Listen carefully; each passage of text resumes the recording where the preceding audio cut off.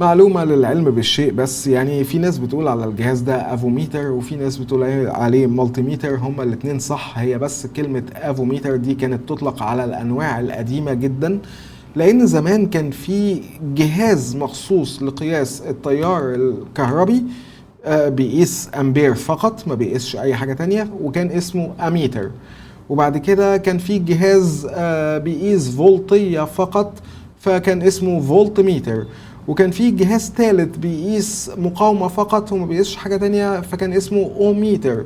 بعد كده بقى في جهاز بيقيس الثلاث حاجات دول، اللي هو فولت وامبير سوري امبير وفولت ومقاومة، فسموه افو ميتر. AVO، اميتر، فولتميتر، اوميتر.